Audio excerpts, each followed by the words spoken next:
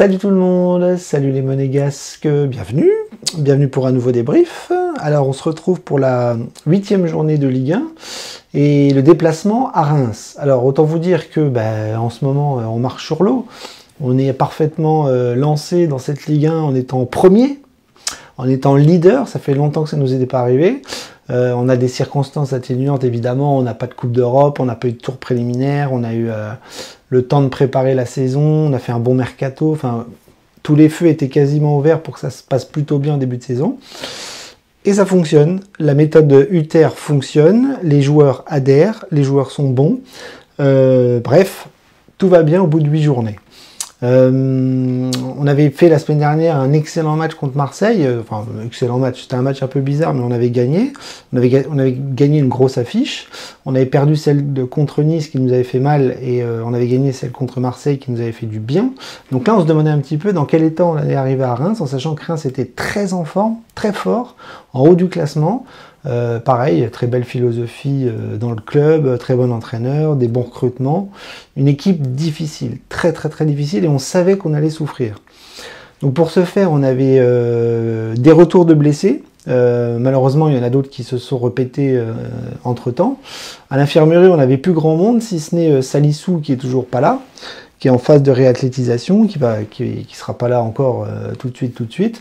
Et on a malheureusement Vanderson qui a ressenti une douleur au genou et qui n'a pas pu faire le déplacement à Reims et qui visiblement n'ira pas non plus avec le Brésil. Donc Caio Henrique blessé, Mbolo blessé pour la saison.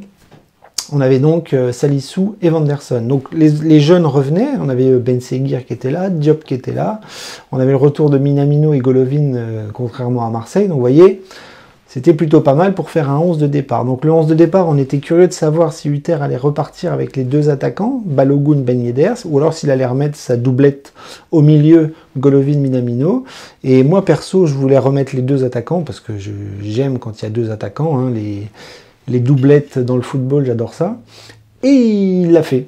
Adi Hutter est reparti sur Balogun et Ben Yedder devant. Donc là, c'est Minamino qui est parti sur le banc, Golovin qui était derrière. Et après, c'était du classique avec Keun dans les buts, Singo, Maripane, Magassa, donc Jacobs à gauche et Diatta. C'était à peu près sûr que Diatta allait rentrer sur le couloir droit. Je voyais mal Singo repartir sur le piston. Donc Diatta est rentré côté droit. Et donc, comme je vous l'ai dit, avec le milieu de terrain, Zakaria et Fofana. Camara qui est toujours sur le banc. Et donc devant, comme je vous l'ai dit, la doublette Balogun, Ben Yedder, Golovin. Voilà, donc belle équipe, j'étais content.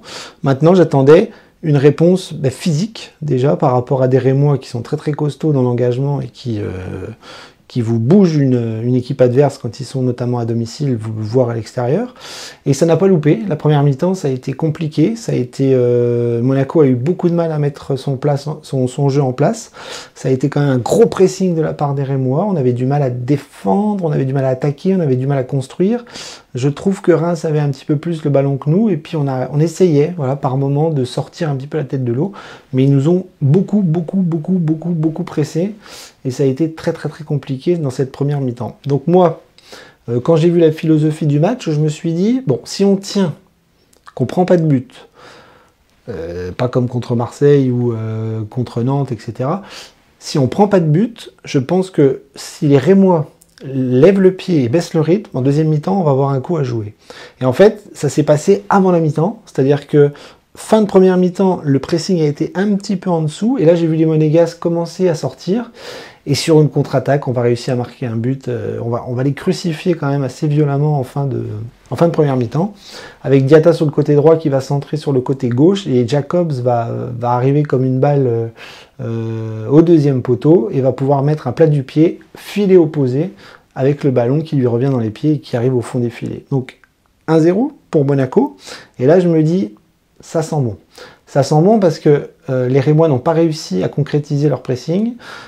Nous, on arrive à aller remettre un but sur une fin de mi-temps. Et en deuxième mi-temps, je me dis, il faut faire la même chose. Il faut faire la même chose. Il faut tenir et les flinguer en contre, si c'est possible, avec la vitesse qu'on peut avoir avec nos joueurs. Et en deuxième mi-temps, là, c'est un miracle qui s'est passé, parce que ça ne s'est pas passé comme ça du tout.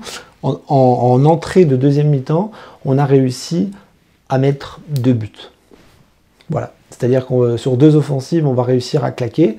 La première, c'est Balogun qui va se retrouver écarté sur le côté droit, qui va rentrer dans la surface, qui va mettre une frappe très très puissante et qui va être déviée par le défenseur de Reims et elle va passer sous la barre. Le gardien est battu et ça fait 2-0, donc but de Balogun. Balogun, ancien Rémois qui marque dans le stade de Reims, autant vous dire que c'était un symbole assez fort et je pense que dans sa tête, ça a été un peu bizarre de marquer face à ses anciens coéquipiers. Donc 2-0, le match n'est pas plié. En football, on ne plie pas un match à 2-0, on le plie à 3-0. Et le 3-0, on va le faire. On va le faire, c'est-à-dire que sur une contre-attaque côté gauche, cette fois-ci, c'est Ben Yedder qui va récupérer un ballon de la tête dans la surface de réparation. Voilà, un très beau décalage, un centre très très fort de Jacobs. Et Ben Yedder va mettre sa tête et va mettre le 3-0. Donc là, je pense que le match est plié, même si en Ligue 1 et avec Monaco, on peut prendre beaucoup de buts. Mais voilà, les Rémois vont quand même se battre très longtemps en deuxième mi-temps. Ils vont reprendre le ballon, ils vont pousser. Ils vont même nous pousser à la faute. Parce que Matsima, qui a remplacé Magassa à la mi-temps, va faire une faute un peu bête dans la surface de réparation avec un penalty accordé. L'arbitrage, on peut en parler, mais ça a été une catastrophe. C'est-à-dire que toutes les fautes contre Monaco n'ont pas été sifflées. Toutes les fautes pour Reims étaient sifflées, mais pas contre Monaco. Il y a eu un arbitre qui était totalement partial et qui n'a absolument pas voulu siffler pour Monaco. Heureusement que Monaco s'en est sorti tout seul, parce qu'avec un arbitrage pareil, on aurait pu avoir une grosse polémique avec un arbitrage pareil. Bref, penalty pour Reims, il marque 3-1. Il reste du temps, mais je me dis, on va pas quand même s'écrouler, on va pas prendre 2 buts en, je sais pas, il restait 20 minutes. Ça aurait pu. Et non, il va y avoir des changements, on va tenir, et comme en première mi-temps, les Rémois vont baisser le pied en deuxième mi-temps, et on va aller tranquillement vers la victoire, 3-1, avec une excellente opération pour garder notre place de leader. Voilà. Je vois pas beaucoup Brest nous dépasser demain. On a fait le taf, c'est la trêve internationale, et on va sûrement être premier encore pendant 15 jours.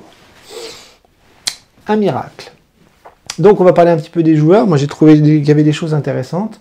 Sur le plan défensif, c'était un peu plus costaud. Je trouve qu'on a fait un peu moins de bêtises. Maripane, Magassa et Singo étaient très costauds quand il fallait s'imposer. Voilà, donc on a vu un Singo encore en fin de match être très présent sur le plan physique. Alors lui, pour le coup, il va au combat et il se cache pas. Maripane aussi, voilà. Maripane, il est maladroit, il court pas vite, il a une caravane, il fait des choses qui me font très peur, un peu comme Fofana sur le plan technique. Mais bon, c'est un guerrier, c'est un vaillant, et il arrive à motiver sa défense pour tenir, et quand ça fonctionne, eh ben, c'est plutôt pas mal.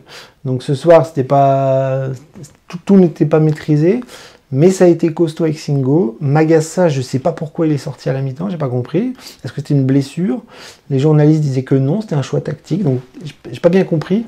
Je pense que Hutter l'expliquera plus tard, mais en tout cas, Matsima est rentré.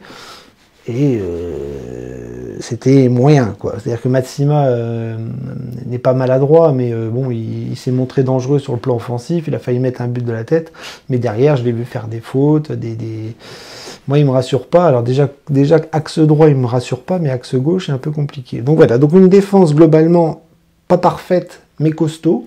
Ça a bien tenu. Et puis sur le penalty, Keun ne peut pas faire grand-chose. Keun a fait un très bon match en faisant pas mal d'arrêts importants. Il s'est beaucoup imposé dans les airs. Il s'est beaucoup imposé au sol. Il a fait des arrêts importants. Il a fait des arrêts assez spectaculaires, en première comme en deuxième. Les relances balle au pied sont pas top, mais il n'a pas fait de boulettes. Voilà, la seule chose qu'on lui reprochera ce soir, c'est encore une fois sur un penalty, il sert à rien, quoi. Un peu comme Nubel. Et ça, c'est dommage. Donc ça, c'est l'aspect défensif. Au milieu de terrain, plutôt pas mal l'activité de Fofana et Zakaria. Alors eux, là, ils courent beaucoup, ils essayent de rendre des ballons propres, d'essayer d'orienter correctement, ils essayent de bien faire. Fofana, il a toujours les mêmes défauts, c'est-à-dire qu'il peut récupérer des ballons de façon spectaculaire, relancer vite, et puis au dernier moment, il va faire un dribble qui ne sert à rien. Une roulette, un passement de jambes, un crochet, et hop, il va perdre le ballon, et derrière, on va se prendre une contre-attaque. Ça, c'est toujours la même chose, et ça, chez lui, ça m'énerve, parce qu'il a plein de qualités, sur le plan physique, sur le plan technique, sur sur la vision du jeu, etc. Mais alors, dès qu'il s'enflamme, il fait peur à tout le monde et à ses coéquipiers. Zakaria, bah, pareil, beaucoup d'activités, beaucoup de récupération, beaucoup de technique, beaucoup de projection. Quand il part tout seul, on a l'impression qu'il va dribbler tous les adversaires et aller marquer son but tout seul. Il a vraiment un potentiel énorme et je pense que petit à petit, il va être encore plus fort. En tout cas, s'il devient titulaire, parce que Camara n'a plus l'air d'être titulaire. Et je pense que la doublette Zakaria-Fofana peut bien marcher. Sur les côtés, mais ça y est, là, on est parti sur une doublette de pistons expérimentaux. On a pu Caio, on a pu Vanderson. Donc là, c'était Diatta et Jacobs. Je trouve que Diatta n'a pas fait un très très grand match. Il a quand même des qualités physiques, de vitesse. Il sait donner le ballon. Il sait faire. Il sait faire sur le plan offensif sur un côté, notamment le côté droit. Mais voilà, pour défendre, c'est compliqué. Pour se replier comme ça et puis essayer d'aller chercher le ballon, il est un petit peu perdu.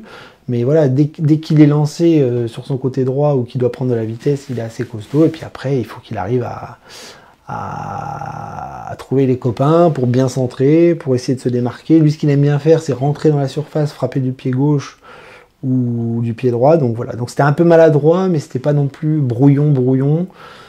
C'était un match moyen plus, on va dire. A l'inverse, Jacob, lui, pour le coup, depuis qu'il remplace Caio Henrique, il fait des choses assez bien. Alors, c'est pareil, c'est pas parfait, mais c'est pas Caio Henrique. Comme je vous l'ai dit la dernière fois, je pense que Jacob, c'est tout l'inverse de Caio Henrique. Tout ce que ne fait pas Caio Henrique, Jacobs le fait. Et tout ce que Jacobs fait, Caio Henrique ne le fait pas. Donc notamment sur le plan physique, sur le plan aérien, aller chercher le ballon de la tête, tacler, partir sur le couloir, centrer fort. Il centre... moi je trouve que c'est un bon centreur dans le sens où il fait des centres dangereux. Ils ne sont pas forcément bien orientés, ils ne trouvent pas toujours les attaquants, mais en tout cas il le fait vite. Il le fait assez bien et quand ça trouve un joueur, eh ben comme ce soir, ça fait but. Alors, il marque, il fait une passe décisive et en plus, il donne quand même beaucoup d'énergie. Et je trouve que ce qui est bien aussi, l'année dernière, on se foutait de sa gueule par rapport au fait qu'il sortait en boîte, il picolait ou je sais pas quoi. Là, on sent qu'il est impliqué. Je pense que Adi Hutter ne le laissera pas faire n'importe quoi sur le plan privé. Et sur le terrain, ben, il le récompense et ça se voit. Ça se voit parce qu'il se bat. Il est plutôt bon, il est dangereux et il doit assurer une saison qui peut être très très belle. Donc, à surveiller. Sur le plan offensif, ben moi j'adore la doublette Ben Yedder Balogun. J'adore, je la veux tout le temps en fait. J'aimais bien Minamino Golovin, c'était sympa, mais je préfère Ben Yedder Balogun. Surtout que Ben Yedder s'appuie sur Balogun, Balogun s'appuie sur Ben Yedder. Ben Yedder ne fait absolument pas ce que fait Balogun. Balogun ne fait surtout pas ce que fait Ben Yedder et ça marche. Ça marche. Ben Yedder, c'est dans les petits espaces, il garde le ballon, il arrive à orienter, il arrive à dribbler, à frapper, souvent à l'arrêt. Il est très intelligent. Et Balogun, lui aussi, est intelligent, mais lui, c'est dans l'impact physique, dans les appels, dans la vitesse, dans la projection, dans cette façon de se démarquer pour trouver toujours un angle pour frapper. Souvent, il arrive à le faire et il marque. Il marque. Il a déjà marqué 3 buts depuis qu'il joue. Il a été remplaçant au début. Il marque. Il a raté ses 2 pénaltys, ça je ne veux plus en entendre parler, mais il marque. Donc moi, Ben Yedder Balogun, ça me va. Et si on fait toute la saison avec ça, c'est parfait. Je pense qu'on va marquer beaucoup de buts et Balogun va finir par se régaler de plus en plus. Golovin, alors là, il était un petit peu isolé sur l'arrière offensif. Donc voilà, il était assez libre, il était devant, je n'ai pas trouvé qu'il a fait un grand match, mais bon, il se fait plaisir. Il est fort dans la possession de balle, dans l'orientation, dans les coups de pied arrêtés, etc. Enfin bref, il n'a pas été flamboyant ce soir, mais il impose quand même un certain impact dans le jeu qui fait que les équipes adverses ont beaucoup de mal à défendre sur cet AS Monaco sur le plan offensif. Voilà. Donc moi je suis content. Je suis content sur le plan offensif, on en a mis 3 et j'ai rien à redire. Au niveau des remplaçants, eh bien, pas grand-chose, si ce n'est Matsima qui est rentré, qui a été dangereux offensivement, qui a été dangereux défensivement. Ça m'embête toujours un petit peu. Salissou n'est toujours pas là. Il nous manque un défenseur central qui arrivera cet hiver, etc.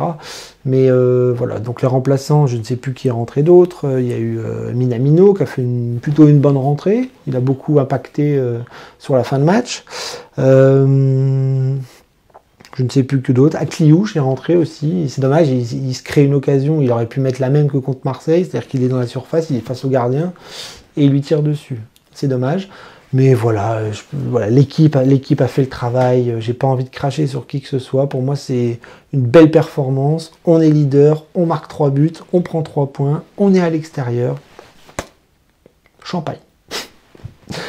Voilà, donc je vais vous laisser là-dessus. Là, on est encore une fois dans une trêve internationale. Ça va être encore long de ne pas voir jouer Monaco pendant 15 jours. Surtout que nous, quand on reprend, on a un peu de mal. Mais voilà, je ne sais même plus contre qui on joue dans 15 jours. Je crois que c'est Metz. Hein, je crois qu'on joue contre le FC Metz, donc ça devrait bien se passer normalement. Mais voilà, on a 15 jours pour pas se reposer, parce que les joueurs partent tous en sélection. À Monaco, il reste très très peu de monde, mais on va profiter de demain, on va profiter de lundi, on va profiter de la semaine, on va regarder le classement tous les jours. C'est un vrai bonheur, quoi. C'est un vrai bonheur de voir Monaco là où il doit être, tout en haut. Tout en haut. Et même le PSG a du mal. Donc moi je savoure chaque semaine, chaque match, chaque victoire, chaque prestation. C'est un régal. Voilà. Pour l'instant, on se régale et je veux que ça continue, je veux que ça perdure. Et si ça continue comme ça, on risque d'avoir de très très très belles choses en fin de saison. Dagamonegu, les copains, à dans 15 jours.